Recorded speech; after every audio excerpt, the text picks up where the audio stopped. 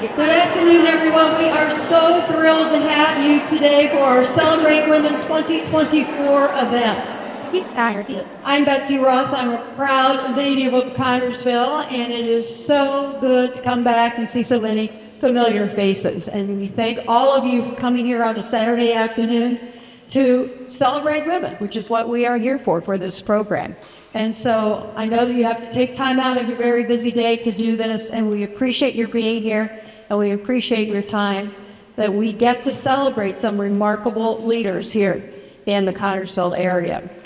Before we get going with the program, I want to thank some of our sponsors that we have here today. Platinum sponsor is Reed Health.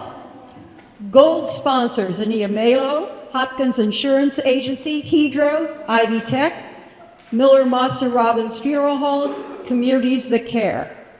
Our silver sponsors, Brett Lee, Dot Foods, Duke Energy, FCN Bank, GFWC Fayette County ESO, Dave Jones, Reedman Motors, Sperber Winkler Funeral Home, USLA, Woodland Bible Church, Yargan Eye Center.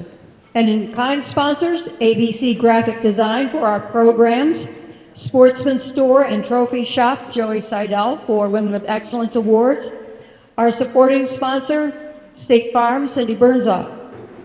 And special recognition today, our mayor is here, Chad Frank, and Chad Bolzer, Ivy Tech Community College in Richmond Chancellor. We'll be hearing from him a little later on. And before we get going too far, we want to thank our servers from Community Christian School. They have done an excellent job, and we thank all of you for being here and for your time today. And we have some music as well. Excellent. Next up, we have the Connersville High School Jazz Quintet. Play. We have Caitlin Shaw, Grace Kibbe, JJ Cuentas Garcia, Kara Harrison, and Michaela Strong, led by choral director Lucille Cook, singing Java Jive.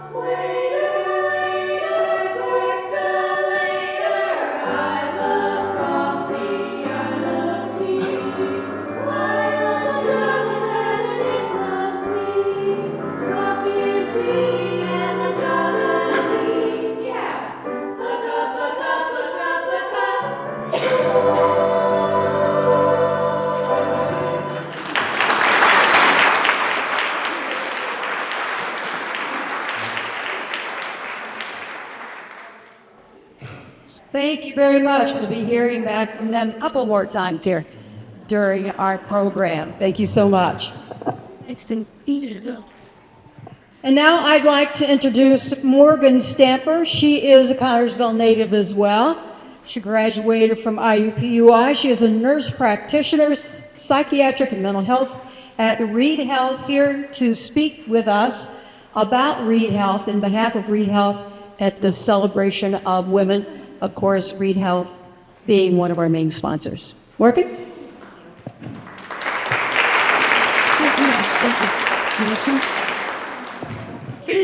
So good evening to everyone and welcome to Celebrating Women, an event dedicated to honoring the incredible contributions of women across various fields.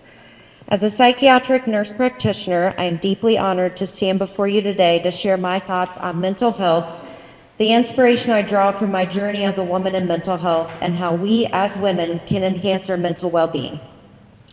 I consider it a great privilege to have the opportunity to speak on behalf of myself and Reed Health and to share a room with all of you influential women of the community. Mental health is a cornerstone of our overall well-being, yet it remains a topic often shrouded in silence and stigma.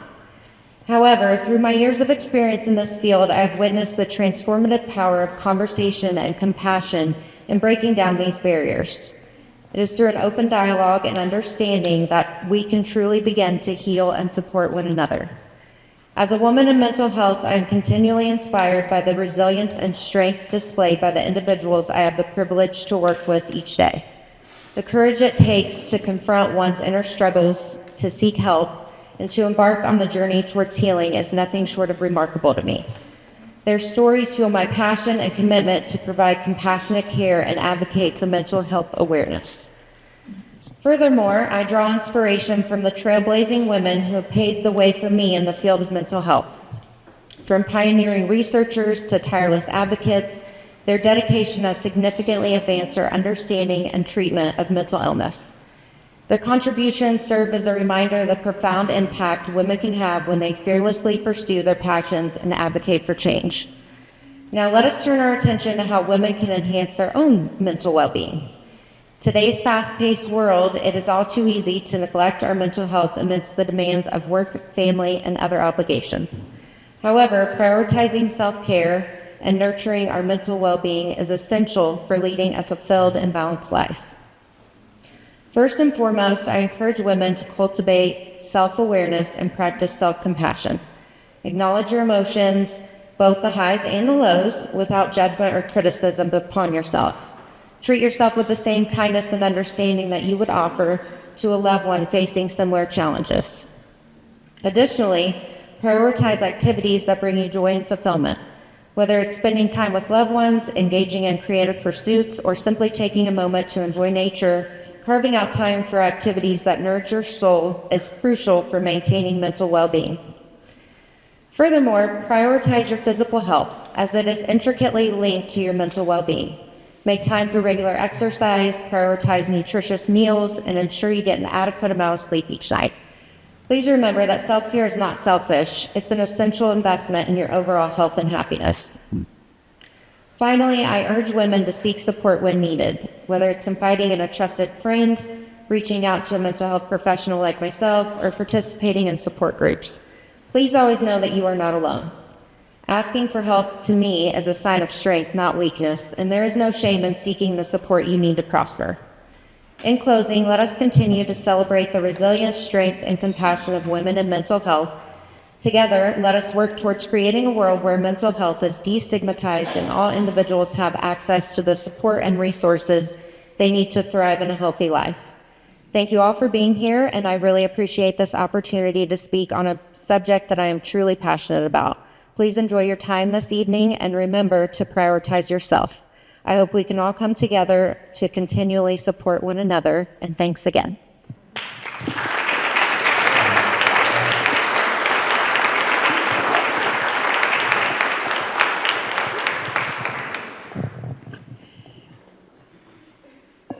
Thank you so much, Morgan. You know, I've been very fortunate to be at this event for the last few years, and every year we have somebody from Connersville who comes back and speaks.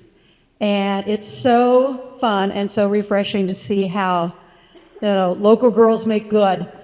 We see so many of them come back who have amazing jobs that affect people's lives for the better, and all the things that Connersville High School graduates are doing. And it's so refreshing, and it's so revitalizing to see just what happens when you have students from Connersville High School go out and they change the world, and it's so much fun. And thank you so much for being one of those. We appreciate it. And now, as we said, we are going to have some more music right now. We will bring up the jazz quintet one more time, and this time they will sing an arrangement of "If I Knew You Were Coming, I'd Have Baked a Cake."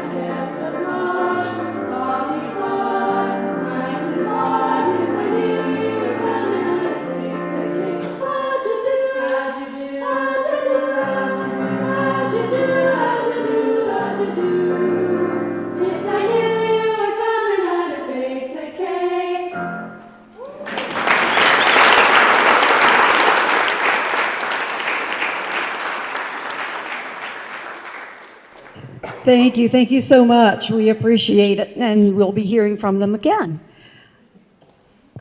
We are here, as we said, to celebrate so many accomplishments that women have done here in this area, and we are also fortunate today to have our keynote speaker being a woman who has accomplished a lot, both in politics and in education, and certainly is a trailblazer in her own right, someone who has, we all hear about the shattered glass ceiling. She has done a lot of that as well, and lays the trail for so many women to follow her in both professions. So to introduce our keynote speaker, again, please welcome the Chancellor of Ivy Tech Richmond, Chad Bolzer.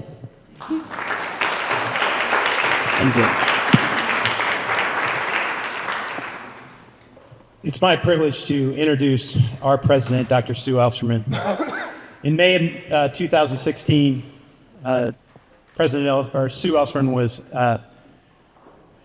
named our president, our 9th president of Ivy Tech Community College, the largest singly accredited community college in the country, the 9th president and the first female leader here for our statewide community college. As many of you know, she came from the lieutenant governor's position that she had been there for 3 years and left that position in order to pursue our college. And I think at the time, we didn't know what we were getting with that pursuit. But I think we can all say that we are thrilled that that happened, and the evidence is amazing. Just a little bit more about her. In 2010, she was elected a state representative in District 74. That's Du Bois, Spencer, Perry, Warwick counties. And prior to that, she was in higher education, where she was the founding director for the University of Southern Indiana. And I'm sorry that what's the name of the Center for Applied Research and Economic Development? And I knew I was going to mess that up, and I missed that on my thing. But here's something that folks don't maybe know about Sue, is that she is an engineer at heart. And if you're ever around her very much, her pride in being an engineer is amazing. She spent 20 years as a consultant in the Baxter Simplex. She owned her own consulting company and went around and helped folks utilize a creative problem-solving process through the lens of an engineer. She worked at Frito-Lay back early in her career, and she moved up the ranks very quickly. I was told in notes for the introduction that when she had been elevated to a certain shipping department, that she had two rules: no cussing and no spit. She also put that into place at Ivy Tech, and so that's been really positive. She earned her BS in industrial engineering from Purdue University. She went to Purdue because at the time she wanted to go to Rose-Hulman, but they didn't let women into the engineering program. Didn't accept that at that time. So she went to Purdue. It worked out pretty well for her. She also earned a master's and a PhD from the University of Louisville. During her time as the president of Ivy Tech Community College, we've done 2 strategic plans. And if you know anything about the creative problem-solving process or any of the work that Sue does, a strategic plan is at the heart of what she likes to make sure the organization runs at. And our 2 have been our communities, your college, and higher education at the speed of light. And it's so interesting because those mirror Sue so well.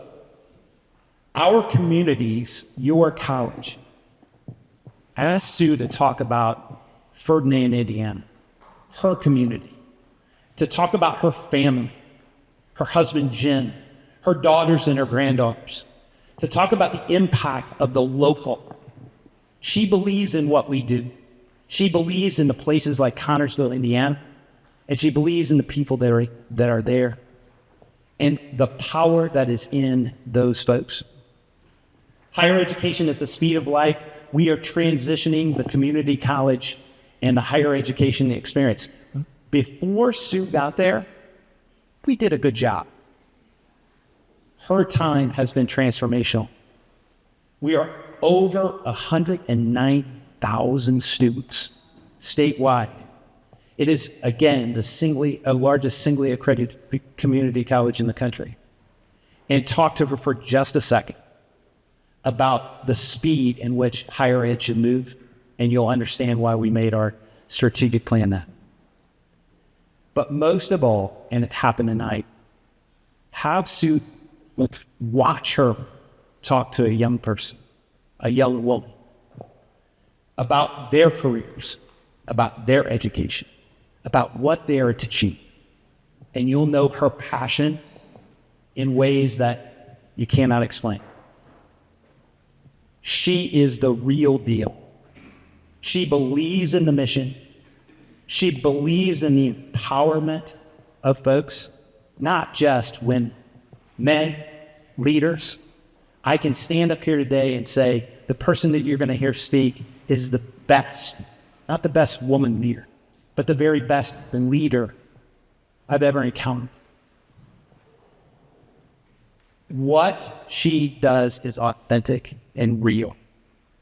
And I hope that you will help me in welcoming Dr. Sue Ellsherman to this celebration of women.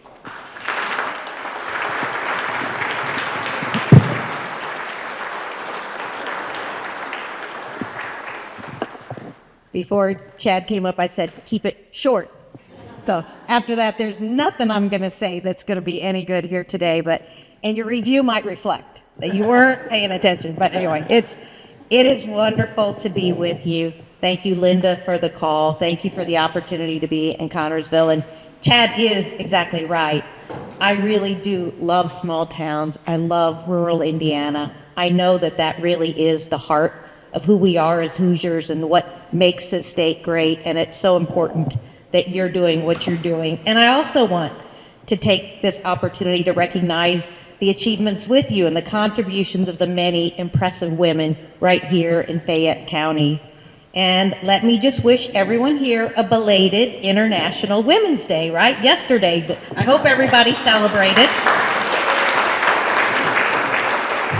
But thinking about that global observation is really important as it gives us an opportunity to reflect on the contributions of women, both past and present. You know, their indomitable spirit and their unwavering determination that has really shaped our communities, our state, our nation, and for sure, the world. And it's also time to assess that work that remains till we really get the work done. We've made great progress, no doubt, but there's still more to do. And you heard through Chad, through my course of my life and career, I've had lots of different titles. So president, lieutenant governor, state rep, business owner, engineer, feminist, and you'll hear more of that, daughter, wife, mother, grandmother. So I am granny to 9 grandchildren right now. So we're going. Those girls are doing really well with those grandkids.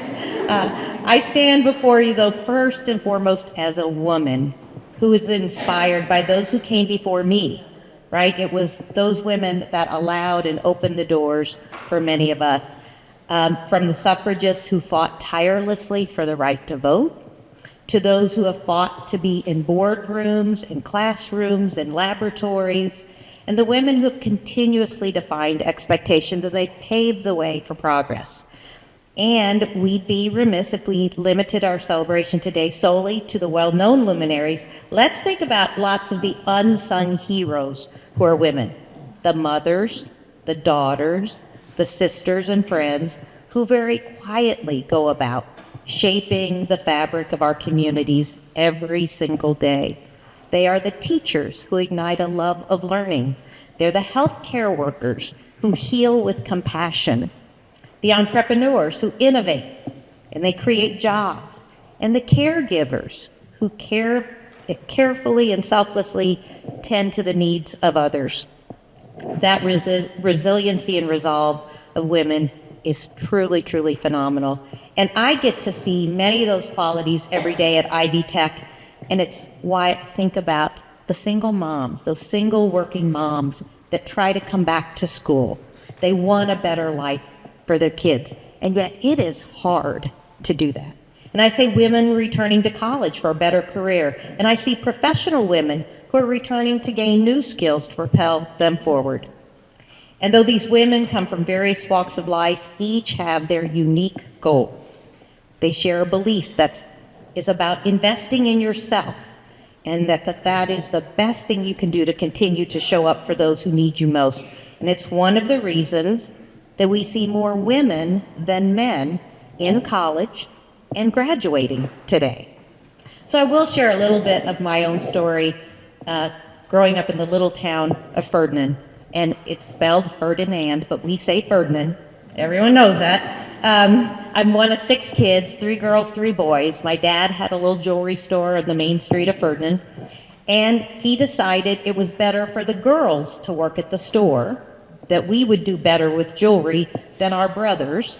So we were nicely spaced every 4 or so years out there. For about 15 years, he had one of us girls down with him. And today, I'm so blessed to have had those years with my dad. I always say every night after school, every Saturday, every Friday night late when I was trying to go out on a date after school in the evening, every snow day, every winter break.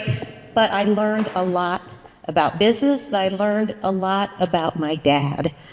In high school, like our quintet here, I loved math and I loved mechanical drawing.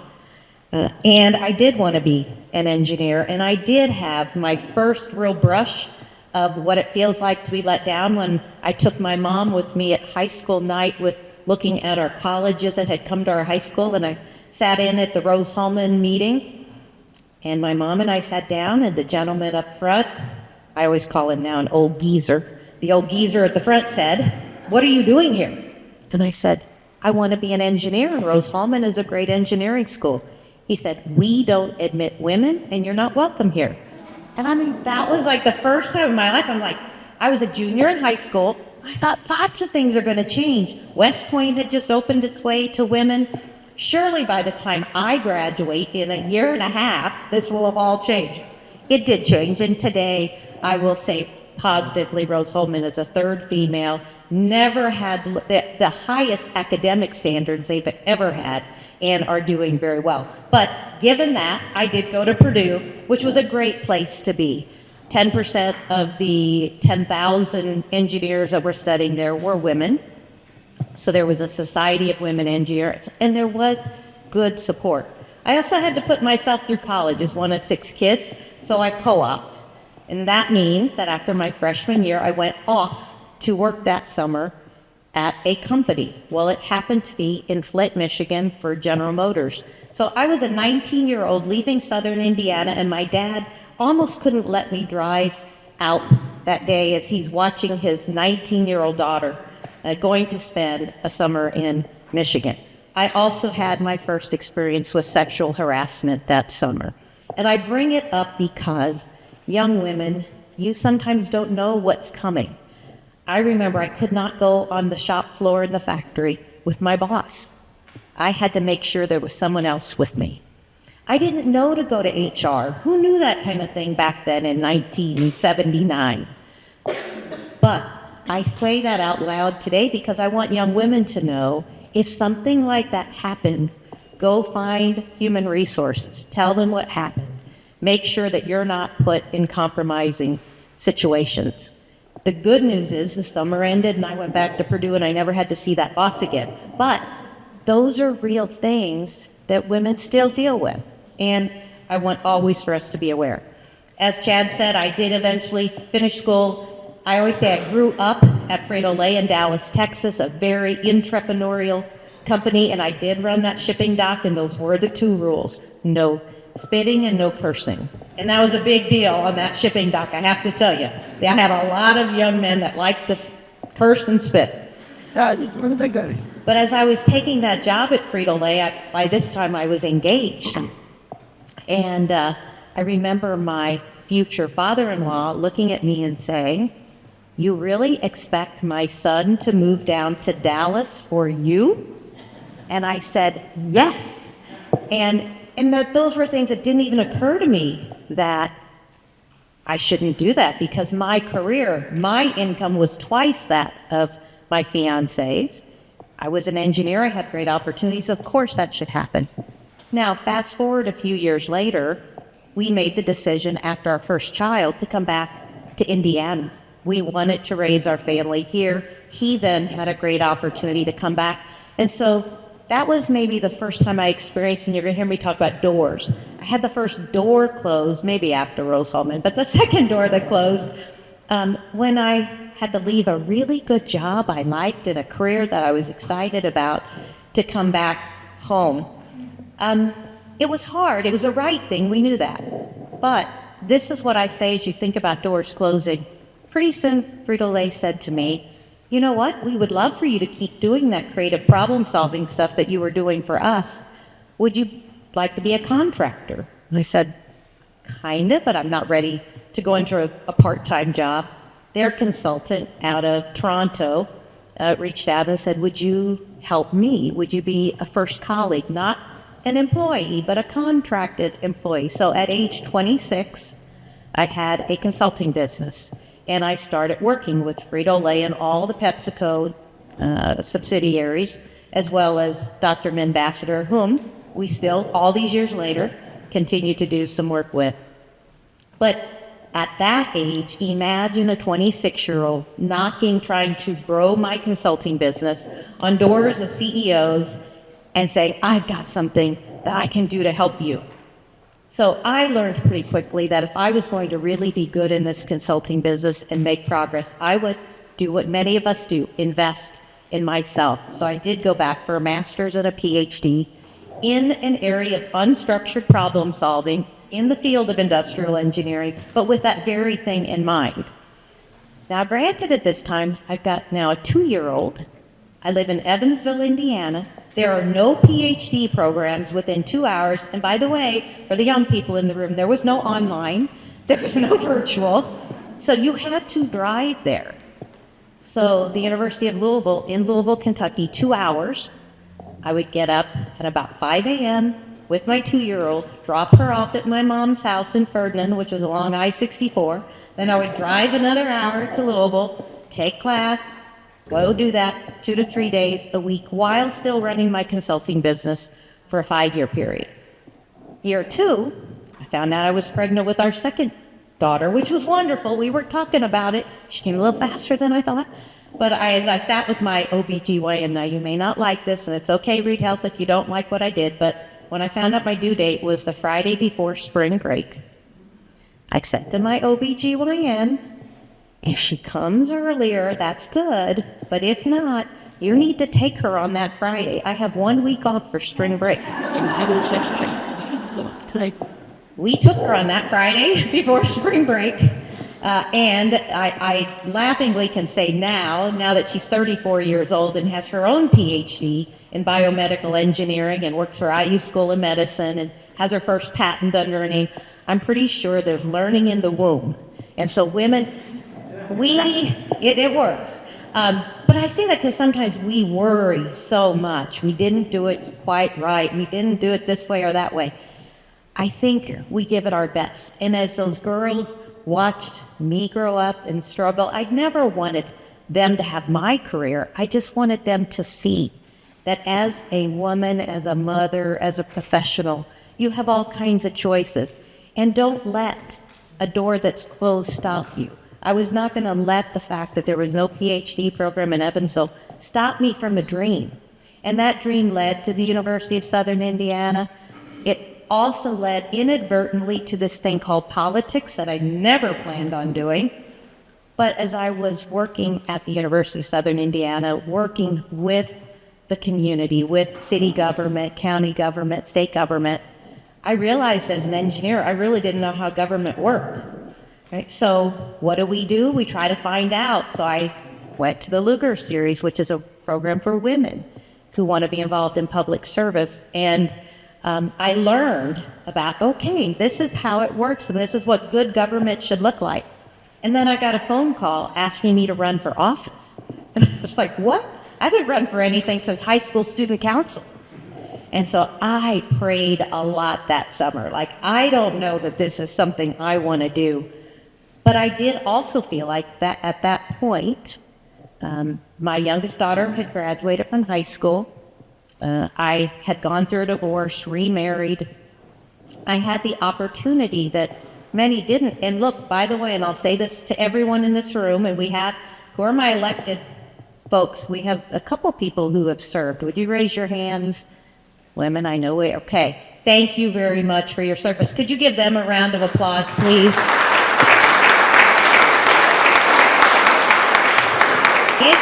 It's not easy work, but it's important work, and we need women to do that work too. When I said yes to running, I had a big requirement.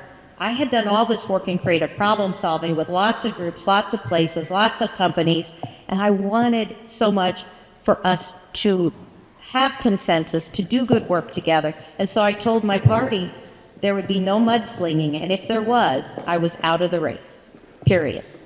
We developed the 10 commandments of the campaign, and then we ran a high integrity, race that would be just what I believe is you tell people who you are, what you've done, and what you're going to do. That's how you run. The parties weren't very happy about that. In fact, when my opponent and I signed a political civility pledge, the party walked away. They were not going to support me anymore. Polls showed that I was losing. So I thought, okay, just going to lose the race. We were the biggest upset that night as a state rep, winning 52 to 48% in my district. So there are times when, again, I'm going to look at women and say, women, we can do politics differently. If you feel like me, that it's not being done as well as it could be, you can do it your way. And you may not always win, but certainly it's worth the effort. 2 years later, I got the call from then Congressman Mike Pence's team asking if I wanted to be vetted for lieutenant governor. And I just almost couldn't believe the phone call. I thought somebody had made an April Fool's joke on me. It was April of that year. Like, who would call? And as soon as I got home after that phone call, I Googled the gentleman's name who had given me the phone call. I just didn't believe that this was really something that I would be qualified for.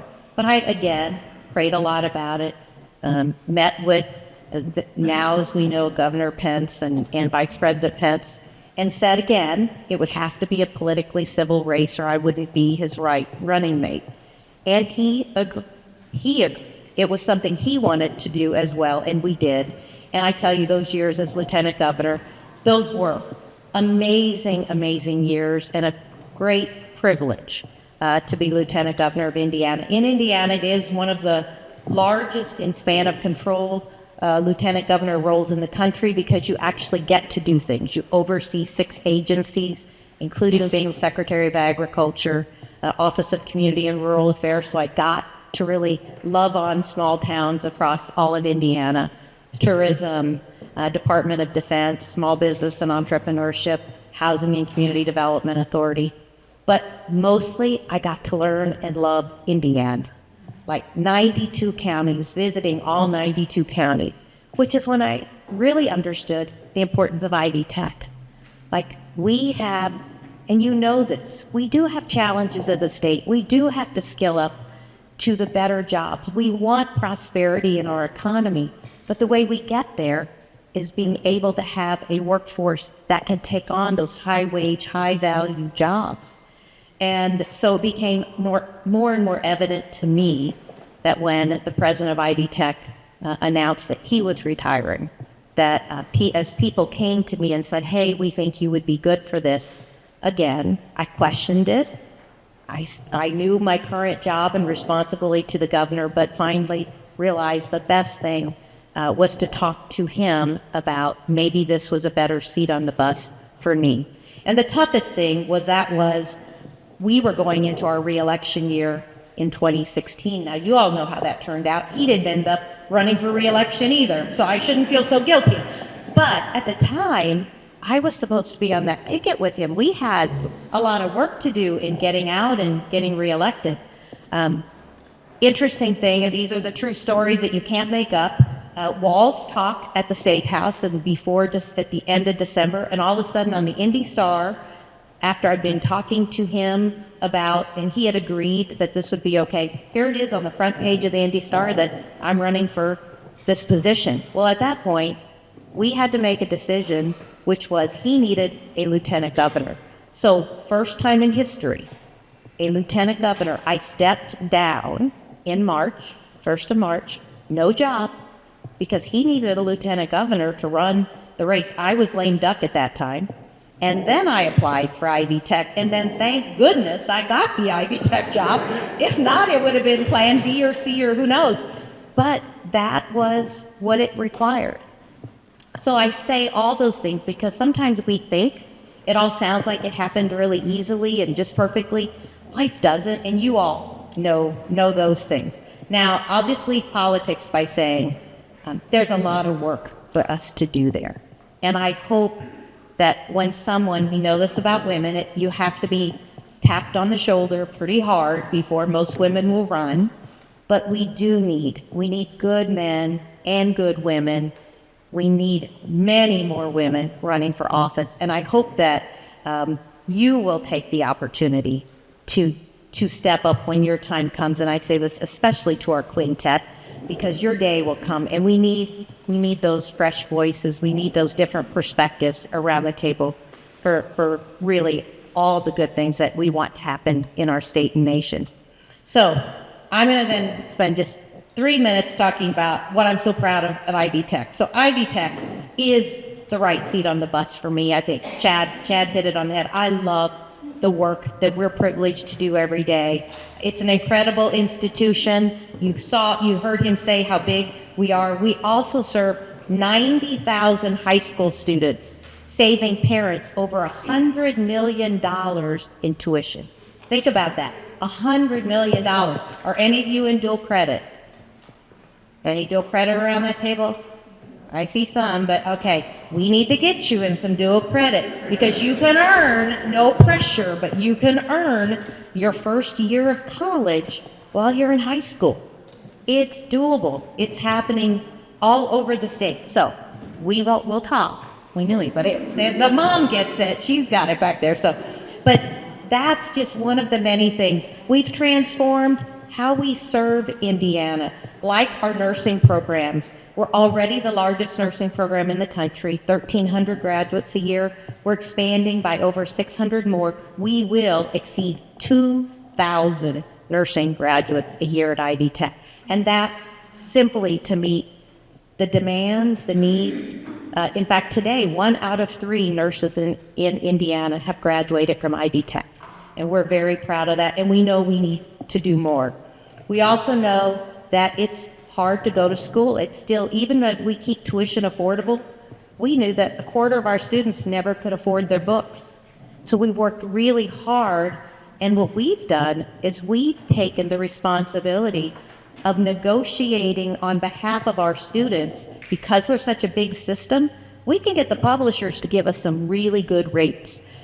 We've also gone to open education resources. All that is to say, we've gotten the price of books down to $17 a credit hour, $50 a book. Now, if you've gone to college, you're never going to find that deal. We're saving students millions and millions of dollars. And then the last thing that I'll speak to that I'm really proud of is what we talk about this, yes, higher education at the speed of light. I talk about where is the puck going. If anybody likes Wayne Gretzky, I see a few folks with hockey, he talks about going to where the puck is going. Well, where the puck is going in higher education is not all degrees. There's still going to be MDs and, there's still going to be degrees out there, but many more employers are looking for skills and competencies and certifications. And so we are all in on skills training, and what will that look like, and how do we help ensure that every Hoosier has the opportunity to gain the skills they need to get that better job. And by the way, that skills training will crosswalk into credit so that they can keep going towards a degree, so they can get that associate's, bachelor's, master's, etc. And that area is growing 40% a year for the college. So it's not just that we think the puck's going there, the puck is going there. I'm really proud of the work Ivy Tech does for Hoosiers and the model we are, not only for Indiana, but the nation. And I'm really proud of Chancellor Chad Bolser and this great team we have in Richmond, as we have in 18 other campuses. And I'm just going to close with a few words of advice for women, young and those of us who are more mature as well. We have made great progress in education and workforce. We haven't yet cleared all the hurdles in politics or in executive leadership positions, in gender and race equity, but we are well on our way.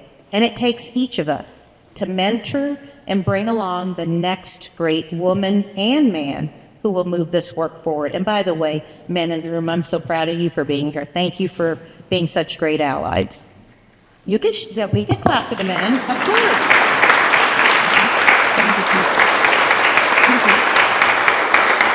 I can clearly say I wouldn't be here today without the support of those many great men, starting with my own dad, who thought it was actually a really good idea for me to be an engineer, and today with a wonderful husband and great male leaders at Ivy Tech. So here's some of the advice. You must believe in yourself first. You must be willing to ruffle a few feathers along the way as you pursue your unique and considerable mark on the world, whatever that's going to look like. And never allow a closed door to deter you. Another will open, and if it doesn't present itself, then just create a new and better door in your wall, right? You can do that yourself. And I'll close with the brilliant poet and activist Maya Angelou, who said, "Each time a woman stands up for herself without knowing it, possibly without claiming it, she stands up for all women." As you continue your important work in making Fayette County an even better place to live, to work, and do business and raise a family, I hope you will invest in yourself. Believe in your strength and your resilience, and never, ever give up on your hope for a better tomorrow. Thank you so much for having me.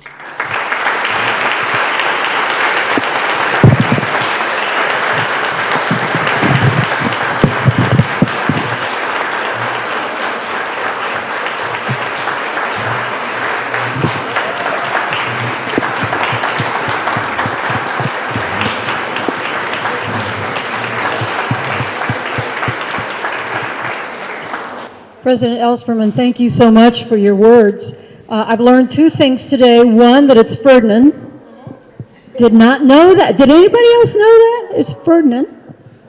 I guess I'm so used to saying Louisville, I guess that just rolls right in, Ferdinand. And the second thing is, of course, how your experiences in what we usually call non-traditional fields for women really have opened those doors and made it possible for so many other women to look at those careers as an opportunity. We have my company, I have a PR company, events company in Cincinnati, and we had the opportunity to work when Taylor Swift came to Cincinnati last year for her 2 concerts. And so to kind of commemorate that, we all made friendship bracelets. That's what you do if you're a Taylor Swift fan.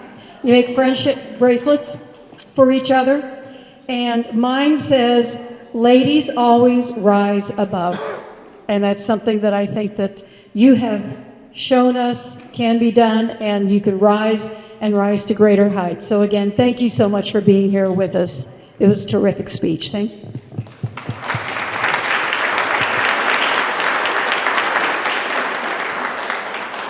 And now, as promised, we will hear again from the CHS Jazz Quintet. This time they will sing an arrangement of "Every Night When the Sun Goes In," the CHS Jazz Quintet.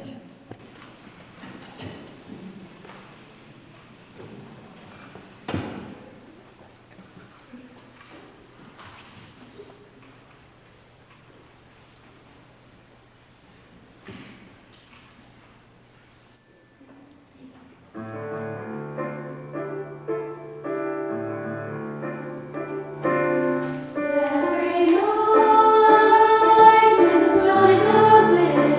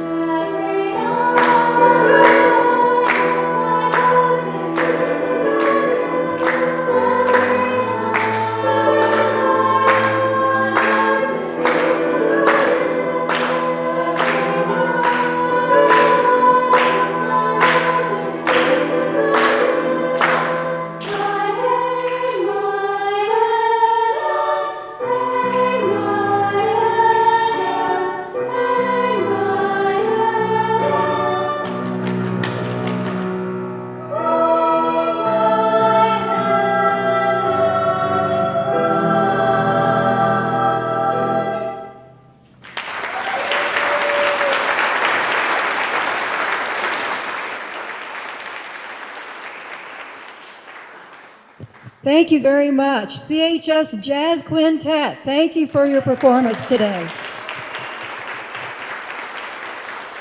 It's always fun to see the talent that comes out of the high school here and to be able to hear them.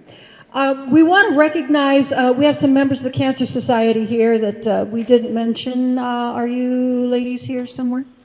There you are. There you go. Thank you so much for being here. We appreciate that. I even complimented you on your shirt, so yes. Thank you so much for being here. Okay, silent auction. All right, here we go. Trish, you got our winners? There. Trish Hapa, the chair of Celebrate Women 2024 Silent Auction Committee. The chair, the floor, the everything is yours. There you go. Thank you, Betsy. I want to thank everyone who bid on our different items today, and I want to thank everyone also to see that I'm not the only one with bad handwriting. So if I can't read your name and I mess it up, I'm really sorry, but mine's just about as bad. And the item number 1 from the gift basket from Autumn Trace, I won that one. And I did it before it closed. I didn't cheat. Number 2 for the 4-hour small party rental of the Beaver Barn. That winner is Lisa. Is it Emler? Lisa A. Ryan. Okay, Lisa. Lisa, is she here? Let's see. Okay. All right. We'll find her. Okay. The third item, the $50 Cracker Barrel gift card, along with a cute toy. And that winner is, thank you very much for printing, Jared, is it Stanek? Am I saying the last name correctly? Okay. You want to, over here, you think? Okay. The fourth item, the Bling and Things Boutique. That winner is Rebecca, is it Conley? It is Conley. Okay, Rebecca Conley. Thank you. The number 5 was the Glitter and Glamour by Nancy Couch. That is Jana Bachhoven. Jana, she said here. Thank you, Jana. Number 6, the 2 $25 gift certificates from the Whitewater Career Center Cosmetology Department, and that is Sheila. Is it Hupp? Okay. Thank you. And the beautiful gift basket from Sharon Cranfield for the House of Ruth, and that winner is Elle Glover. Okay. Thank you. Over this way. Can you raise your hand, please? There we go. Thank you. Okay. The gift basket from Grady Ann's Unique Designs. Bailey. Bailey? Baillie. Okay, there we go. Okay, thank you.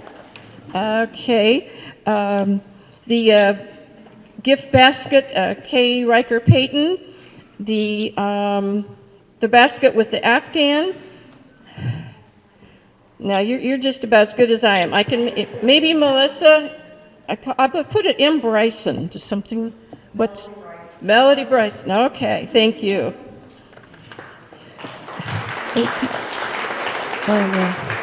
And Kay Riker Payton's other gift with the bunny rabbit, Peggy Likens. Okay. The Old Roost gift certificate, and thank you very much, Mr. Jim Reedman.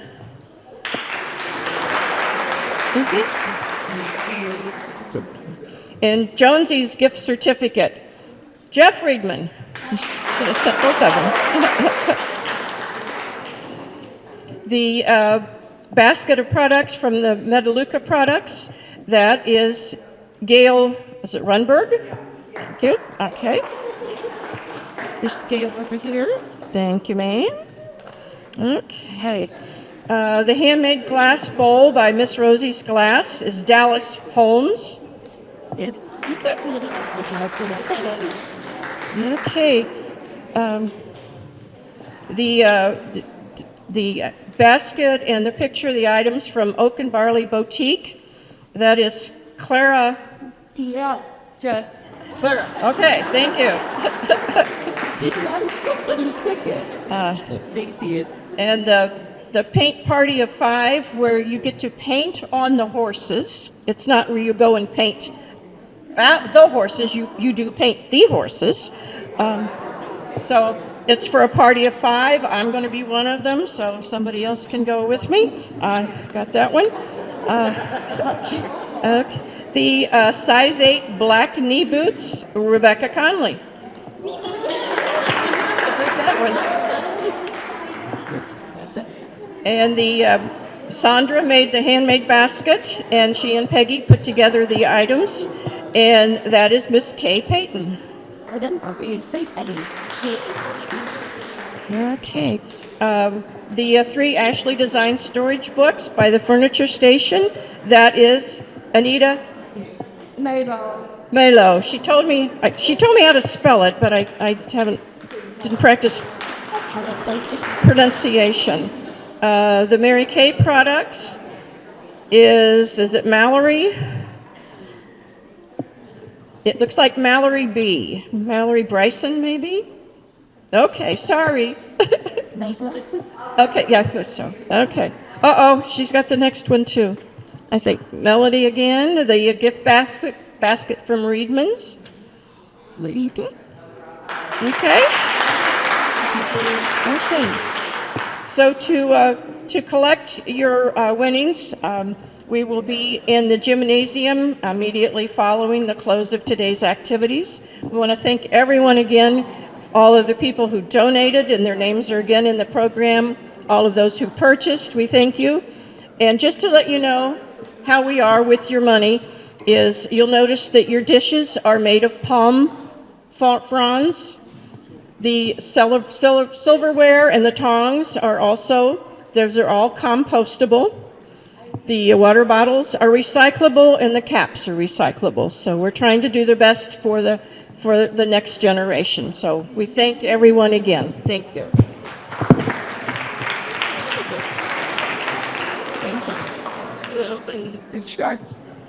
Thank you so much. Thanks to the committee. I know that's sometimes a tough job, sometimes thankless. So we do thank you. You did a wonderful job this year. Appreciate it.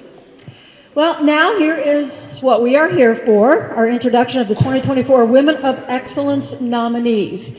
And I will go through the names, and then I will bring each one up separately, and they have a chance to give a little speech, 3 or 4 minutes, and then we will reveal the winner of our Women of Excellence Award. Of course, they are all winners. They are all women of excellence, so it's always tough to make that decision, but we have 3 women that we are so thrilled that we are able to recognize here today. Our nominees are Cindy Perez, the president of Imagine Performing Arts. She is on vacation, so Carla Beard is here representing Cindy. Cindy Perez. Our second nominee, yeah, she deserves a round of applause.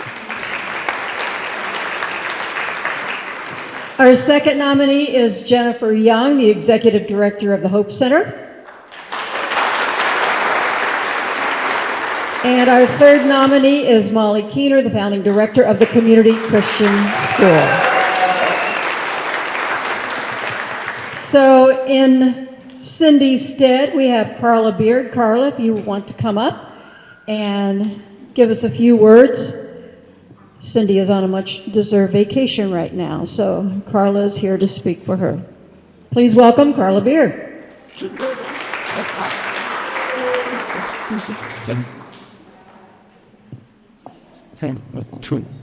Cindy is somewhere that's sandy and warm right now. She sends her best, and she asked me to say a few words. I wish I could have been here with you tonight. I am so honored and humbled to have been nominated as a Woman of Excellence. I have to admit a certain amount of imposter syndrome as I learned of the two strong and innovative women, Molly and Jennifer, who were also nominated. Their leadership, kindness, and community impact are undeniable. They both inspire and motivate me. Since 2014, Imagine Performing Arts has provided the community with entertainment and events. IPA has recently acquired 406 Central Avenue across from the courthouse in the heart of Fayette County. The arts are a vital part of a healthy community. Our goal at our new home is to create a community arts and culture center that will provide entertainment, education, and inspiration. We hope to serve young and old throughout East Central Indiana, revitalize historic downtown Connersville, and arouse passion and purpose in a community that has often been beaten down and felt left behind. Over the years, this beautiful architectural pearl has fallen into disrepair, and we will need physical and financial assistance to rejuvenate our new home. With help, we will soon be bringing you entertainment, workshops, events, and more as we restore brick by brick and inch by inch the city's new arts center. Thank you again for your support and for nominating me as a woman of excellence. Let's all continue working towards our goals, pursuing our passions, and making a difference in our community. As Robert Ingersoll said, we rise by lifting others. Let's lift up Fayette County and make the arts the lifeblood of this beautiful place we call home. No. Thank you. Thank you. Thank you so much, and thanks, Cindy. Our next honoree, Jennifer Young, the Executive Director of the Hope Center.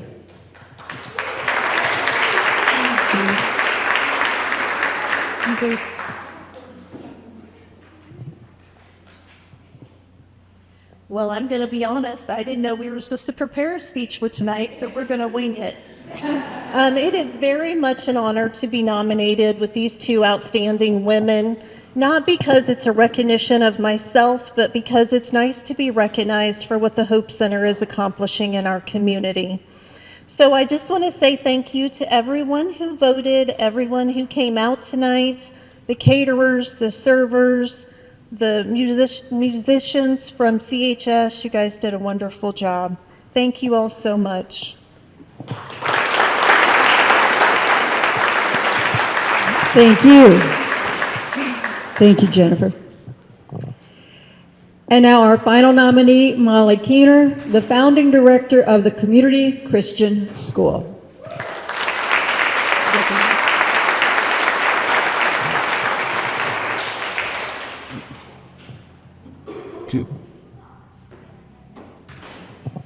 Thank you so much. I have a cheat sheet on my phone. Jen and I were talking when we got here. It's like, oh, we have to say something. So I quickly wrote some things down because I don't want to forget anyone. But I am so deeply honored to be here today and to have been nominated as a woman of excellence. But as I look out across our room, I know that there are many of us here that fit the bill. So many women in our community that make a difference. My journey started in 2008 with the opening of Community Christian School. I had a 6-week period to recruit people to help me to do that. One of those was my father. He was my committee of one to find a location for us, and Growing Branches for Christ Ministry graciously opened their doors, and we are there 16 years later, and we had actually agreed to just stay one. My philosophy has always been to be a lifelong learner, and I surround myself with people who challenge me. And my philosophy for my staff is I hire good people and then I get out of their way and let them do their job. And I've been so fortunate over the last 16 years to see so many great educators come through our door and to make a difference with our students. To be here today has been so humbling for me. And as Jen and I talked when we first got here, we're both so awkward. It's like you feel like you're back in middle school again. And now I know kind of how some of my kids feel when I put them on the spot. And I want to thank my students for coming today and being a part of this event and serving. You have done an excellent job.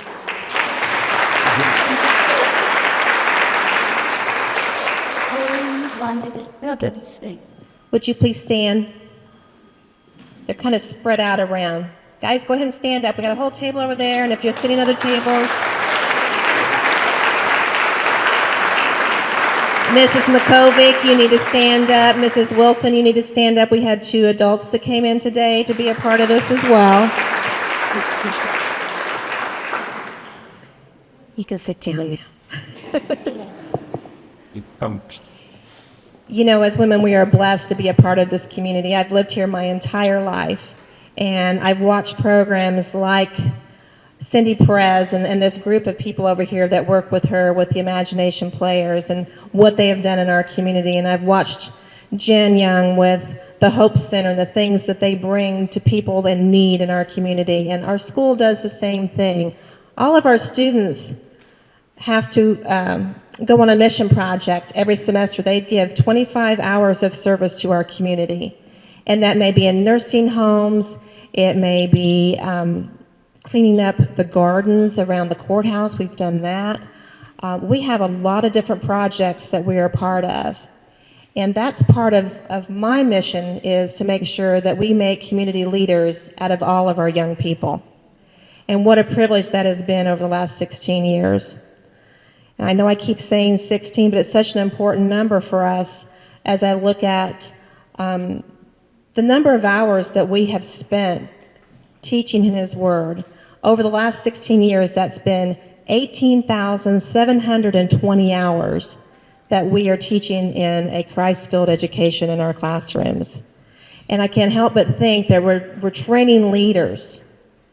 And it's my hope and my prayer that they go out and they do wonderful things with their education and with families that are in their future. But they come back to our community and they put that to use.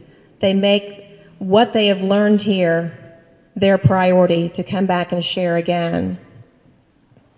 In closing, I'd just like to say I have wonderful friends and family that are here. My church family is here in numbers. Please raise your hand. From Woodland Bible Church, if you're here, these are my family, not just my friends, but my family. I have school family that are here. Would you please raise your hands if you're my school family that are here? Yes. And then I don't want to leave out my nucleus family. They're all sitting over here. My daughter and my son, McGarren Garrett, my mother and father-in-law, Diane and Gary, and my husband, because they're the ones that have really put up with the long hours that I've put in to be a school director. My sister is here, and my sister-in-law. You know, extended family is very important to us as well. And I have a lot of strong women in my life. And I just encourage my students, it's such a privilege to have my students here, so I can speak this into you today. We want you to be strong leaders. Both you guys and you gals. I'm not speaking to just the gals, the guys too. You've got a big responsibility ahead of you. Thank you so much for the privilege of being here today and for honoring me for just my life's work and what I feel like God's mission has been in my life.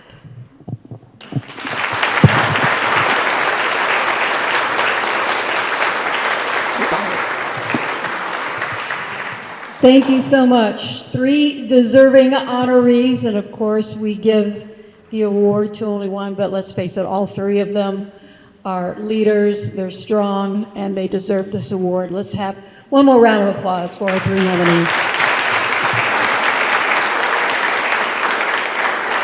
Well, one person who knows how those 3 women are feeling right now is last year's recipient of the Women of Excellence, and she will announce this year's recipient. Sharon Cranfield, 2023 Women of Excellence.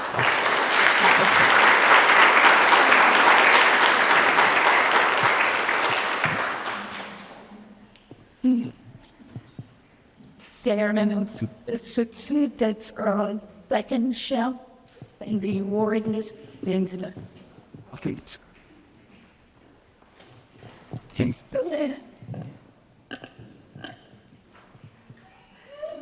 And I'm supposed to announce the Woman of the Year. I don't know who it is. You haven't told me yet.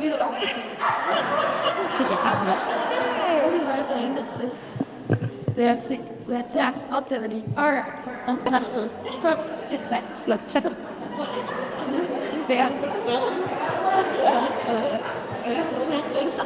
Big shot from the for like something like This is like the Oscars, isn't it? I'm coming up here thinking, okay, I'm ready. And it's like, I don't know who it is. So here we go. All right, first of all, I am very honored to be able to pass this award on to the Woman of Excellence for 2024. I'm like everyone else that has spoke. It was an honor and very humbling last year to even be nominated, let alone receive the award. And I love this community, everyone that's in it. I love the support from the mayor all the way down. It takes everybody working together for anything that we do to make things work. And I'm the founder and director of the House of Ruth. I'm the president of the county council. I work in the community. We have the House of Ruth now for be 14 years in April, and we help women in recovery. And now we have 5 houses, getting ready to open a men's home, a recovery center, and we have 21 women and 9 children. So, and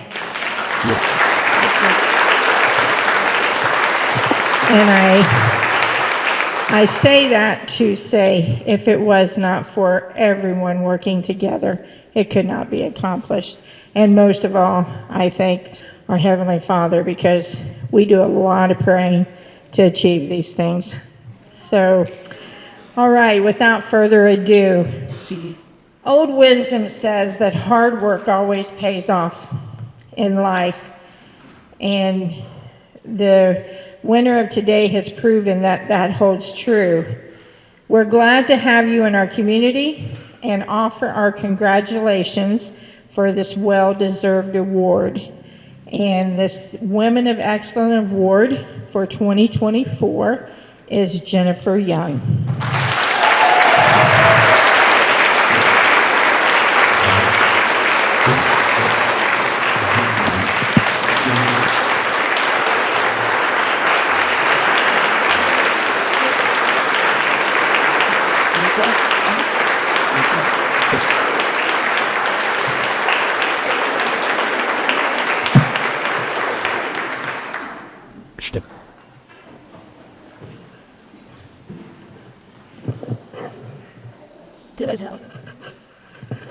I'm Harry.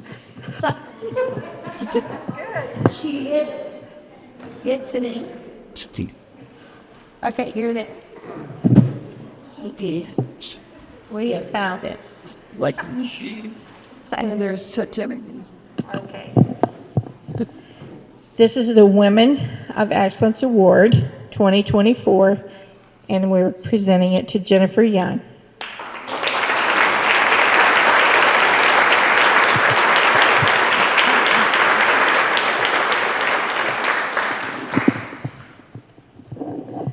You know, I'm not a hugger or a crier, but I've done both today.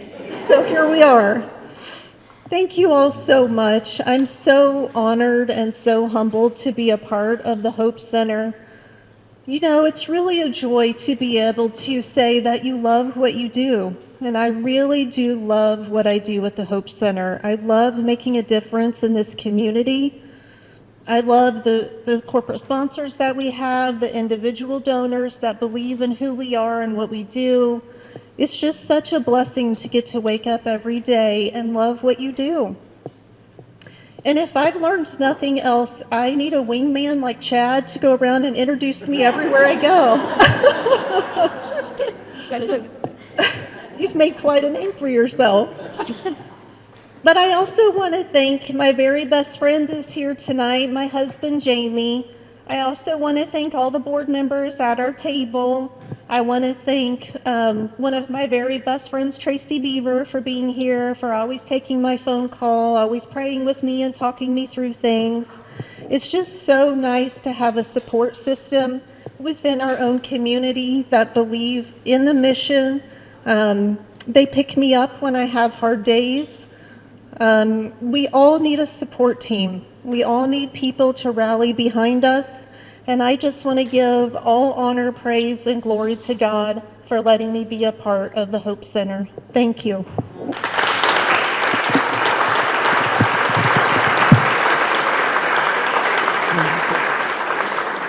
Congratulations.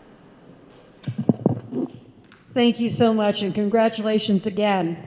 Our three nominees, please stick around. We have certificates, and we also want to make sure that we get our photos. So please stay around here after we're done, and we'll get those photos.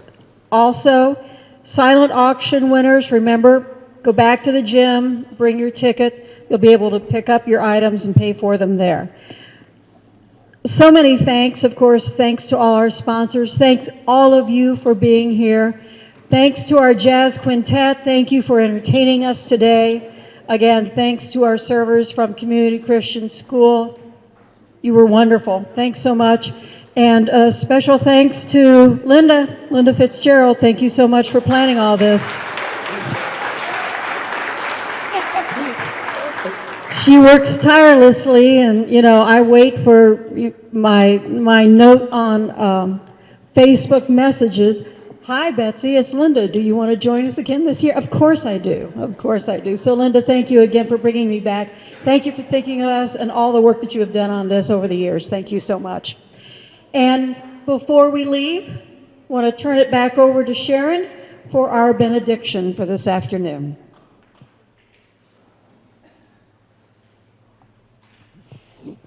Thank you. This has been a great turnout today, great honor. And we just like to close with our prayer. Lord Jesus Christ, as we bring to an end today this wonderful event, and to give honor to everyone who attended today that have gathered as daughters of the King, we praise you for who you are and what you have done today in this place. We pray that you will guard our hearts against jealousy and comparison with each other. Strengthen us in our areas of weakness so that we may develop a virtuous character in your likeness. Fortify our minds with your armor to protect us against the attacks of the enemy and the lies of the world. We thank you that you care for us in an unending as we walk in your path. May we be the women of prayer and integrity in constant communion with you as we leave this place today. Jesus, in your name, amen.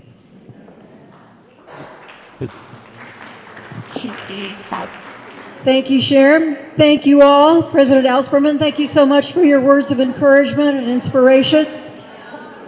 Thanks for being here. Have a wonderful weekend, and we hope to see you back here again next year. Our nominees, please stay here for photos.